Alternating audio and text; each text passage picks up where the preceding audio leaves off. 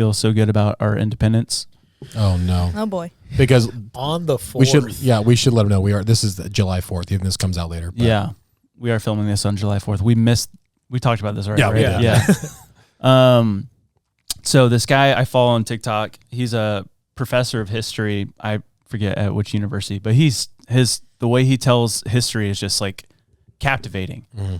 But he's talking about the Revolutionary War, and there was no reason for the the British to surrender because their army was vastly bigger than ours. They could have won easily. I mean, we were kicking their butts in a lot of ways. But one of the reasons, which you could probably argue the reason that they surrendered, was in 1763, so like 10 years prior to the Declaration of Independence, the British signed a thing called the Royal Proclamation with the Native Americans, which basically gave them territory from the Appalachian Mountains to the Mississippi. And so like a huge chunk of the U.S. and the British are like, we won't touch that. But the British were making money off America by the cotton and tobacco plantations. But the way that they were farming, they completely destroyed the soil. And so they couldn't farm anymore. How do you do that? Just you get all the nutrients out. Yeah. So what they did was they surrendered to the U.S., but the treaty stated that basically the British could still, here it is. The surrender treaty they signed specifically allowed the British to stay economically in the U.S. And so what they did was when they surrendered, they no longer had claim over America. And then they just waited for America to take over the Native American land because that treaty with the Native Americans was void. Yeah. So they went, did a bunch of farming, and then the British came in and were buying up they bought farm plots basically in the U.S. And so they're able to continue. So they owned them, or that we leased them to them? No, they actually owned them. Yeah, because they were still involved economically within the U.S. Okay. And so I'm just like, did they just drop out because they're just waiting for the payoff? Yeah. Interesting. Wow. I just thought that was crazy. Yeah, that's kind of like, so like their motive would have been like, they're thinking long game wise, like, hey, we're going to make more money. We may not lose, like, we really don't want this land or something. Yeah. They can have it, but at least we can make money off of them. Yeah. Interesting. I'm going to look up how many British people died in the Revolutionary War. At least two. At least two. Mel got most of them. Yeah.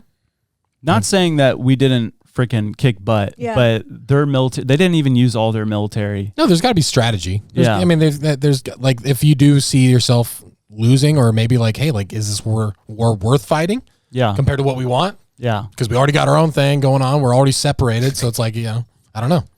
Yeah. And think of like their production line of cotton, tobacco, and other stuff that they're growing in the U.S. probably halted during the war. Yeah. And so they were probably struggling economically in the UK because they're dependent on tobacco and cotton for trade with all their other countries, surrounding countries.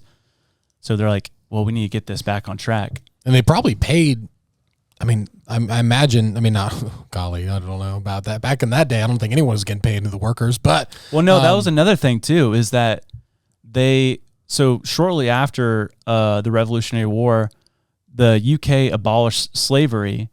So that means that they couldn't use slave labor in the U.S., but the U.S. continued using slave labor. And so they were able to profit off of free labor in the U.S. Yeah, so that's my thing. It's like, so they probably were just making hand over fist and money, and they're using workers that are already there. Yeah. They don't have, like, they're literally just profiting. I'm willing, if that's true, I'm willing to bet that they went in initially to win, and then once they realized the defeat, they found a smarter way to do it. Because I looked up the average size of the British Army or the British military in the 1700s. So this is ranging from 1710 to 1790 was 54,000 soldiers. That's not a lot. It's not a lot, but in the Revolutionary War, it's estimated, and they admit it's hard to get this figure. Sure. But they estimated that 24,000 British soldiers were killed or injured or missing. Half the army. So they lost half their army in the Revolutionary War. Dang. So it's probably two factors. Oh, yeah, I bet these are both true. They were like, we're going to crush you. And then, I mean, you send half your army that far from your nation. They're like, well, also they had to occupy the rest of their empire, right? So like in India and parts of Africa. And yeah, but that's just bad perspective. It's like you look at your army, you're like, oh, it's half empty. It's like it's half full as well. Yeah. Oh yeah, that's true. That's Come on, true. send them boys. Yeah.